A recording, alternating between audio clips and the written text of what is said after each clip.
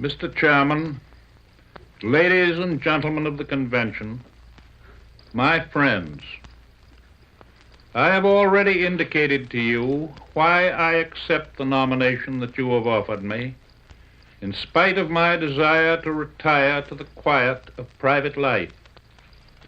You in this convention are aware of what I have sought to gain for the nation, and you have asked me to continue. It seems wholly likely that within the next 4 years, our armed forces and those of our allies will have gained a complete victory over Germany and Japan, sooner or later, and that the world once more will be at peace, under a system, we hope, that will prevent a new world war.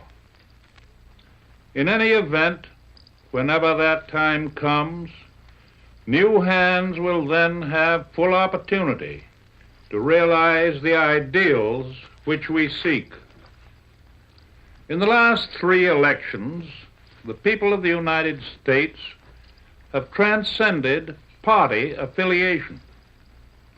Not only Democrats, but also forward-looking Republicans and millions of independent voters have turned to progressive leadership, a leadership which has sought consistently and with fair success to advance the average American citizen who had been so forgotten during the period after the last war.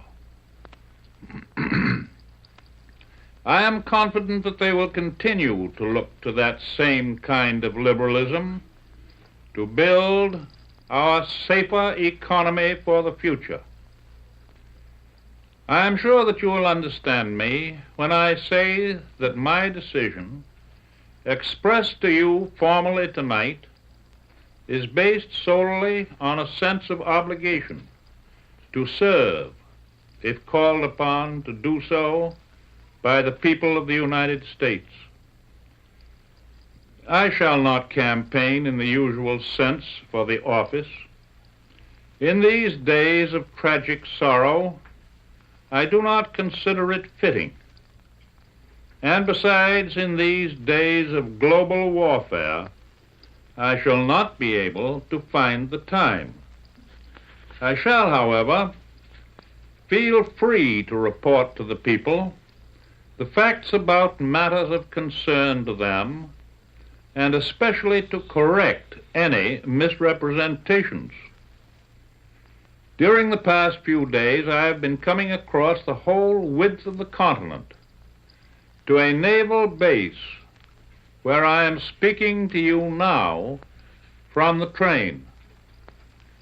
As I was crossing the fertile lands and the wide plains and the Great Divide, I could not fail to think of the new relationship between the people of our farms and cities and villages and the people of the rest of the world overseas, on the islands of the Pacific, in the Far East, in the other Americas, in Britain and Normandy and Germany and Poland and Russia itself.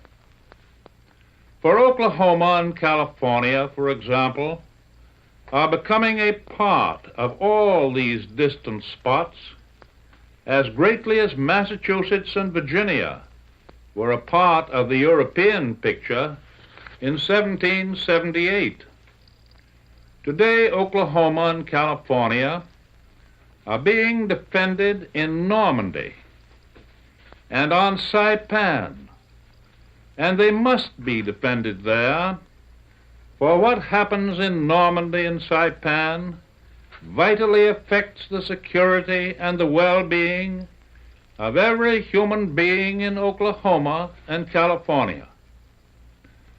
Mankind changes the scope and the breadth of its thought and vision, slowly indeed. In the days of the Roman Empire, eyes were focused on Europe, on the Mediterranean area. The civilization in the Far East was barely known of. The American continents were unheard of. And even after the people of Europe began to spill over to other continents, the people of North America in colonial days knew only their Atlantic seaboard and a tiny portion of the other Americas, and they turned mostly for trade and international relationship to Europe. Africa at that time was considered only as the provider of human chattels. Asia was essentially unknown to our ancestors. During the 19th century, during that era of development and expansion on this continent, we felt a natural isolation, geographic, economic, and political, an isolation from the vast world which lay overseas. Not until this generation, roughly this century, have people here and elsewhere been compelled more and more to widen the orbit of their vision to include every part of the world. Yes, it has been a wrench, perhaps, but a very necessary one. It is good that we are all getting that broader vision, for we shall need it after the war. The isolationists and the ostriches who plagued our thinking before Pearl Harbor are becoming slowly extinct.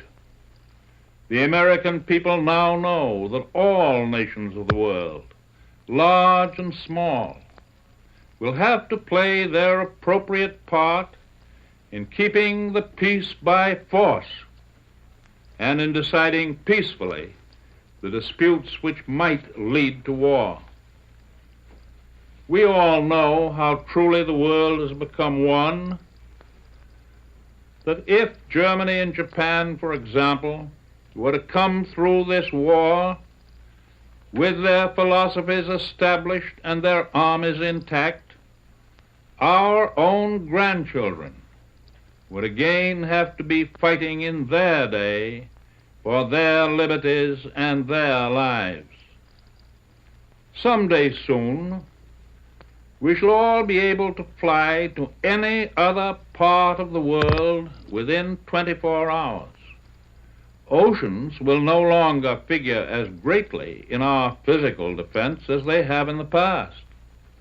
For our own safety and for our own economic good, therefore, if for no other reason, we must take a leading part in the maintenance of peace and in the increase of trade among all the nations of the world. And that is why your government, for many, many months, has been laying plans and studying the problems of the near future, preparing itself to act so that the people of the United States may not suffer hardships after the war, may continue constantly to improve its standards, and may join with other nations in doing the same. There are even now working towards that end the best staff in all our history, men and women of all parties and from every part of the nation. I realize that planning is a word which in some places brings forth sneers. But, for example, before our entry into the war, it was planning which made possible the magnificent organization and the equipment of the Army and Navy of the United States, which are fighting for us and for our civilization today. Improvement through planning is of necessity the order of the day. Even in military affairs, things do not stand still. An army or a navy, trained and equipped and fighting according to a 1932 model, would not have been a safe reliance in 1944. And if we are to progress in our civilization, improvement is necessary in other fields, in the physical things that are a part of our daily lives, and also in the concepts of social justice at home and abroad. I am now at this naval base in the performance of my duties under the Constitution. The war waits for no elections. Decisions must be made. Plans must be laid.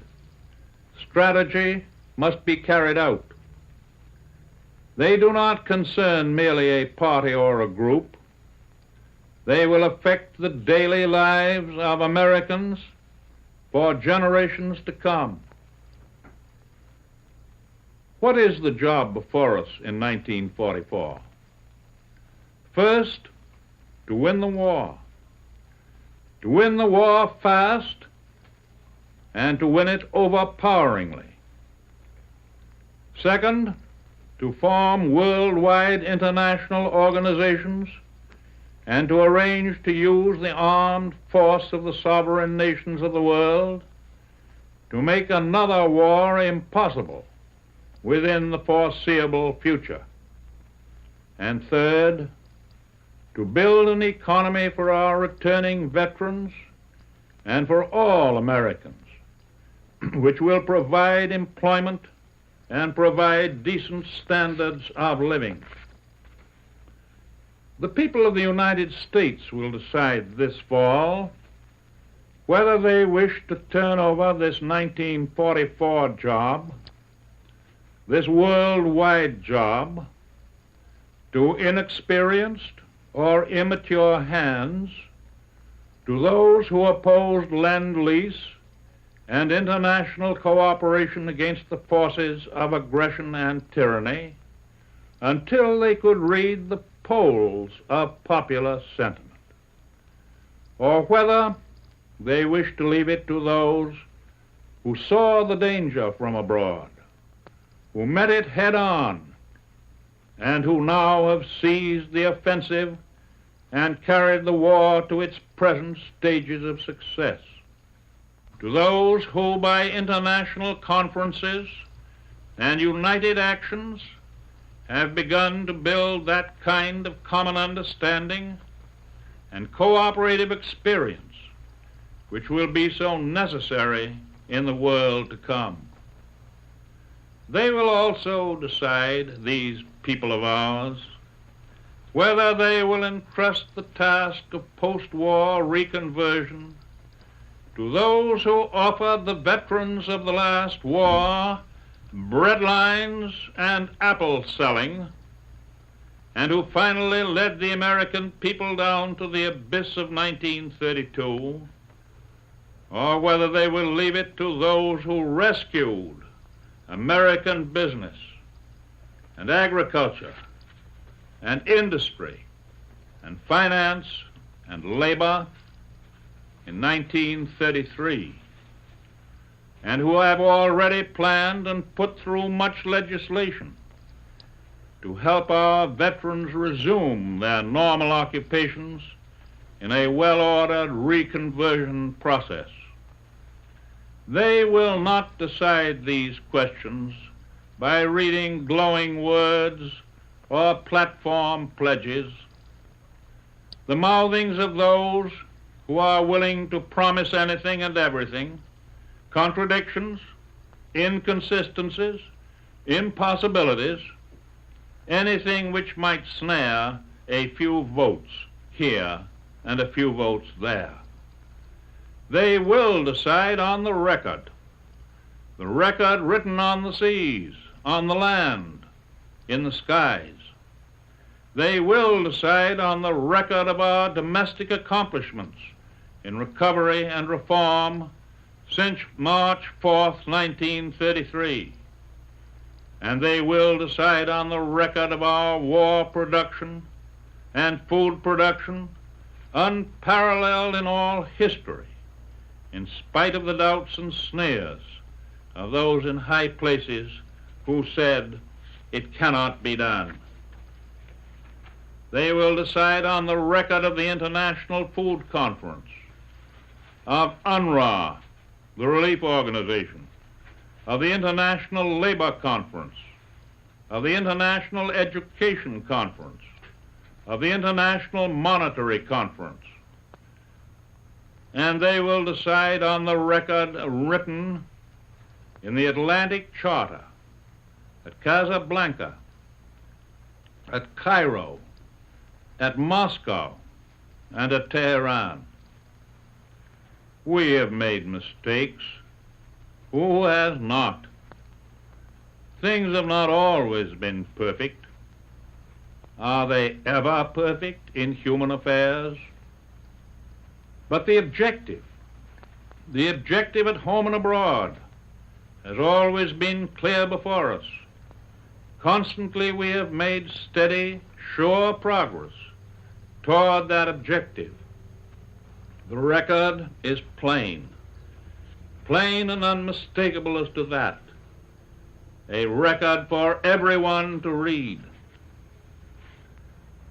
The greatest wartime president in our history, after a wartime election, which he called the most reliable indication of public purpose in this country, set a goal for the United States, a goal in terms as applicable today as they were in 1865, terms which the human mind cannot improve. With firmness in the right, as God gives us to see the right, let us strive on to finish the work we are in, to bind up the nation's wounds, to care for him who shall have borne the battle, and for his widow and his orphan, to do all which may achieve and cherish a just and lasting peace among ourselves and with all nations. Ladies and gentlemen, you have heard the President of the United States. We now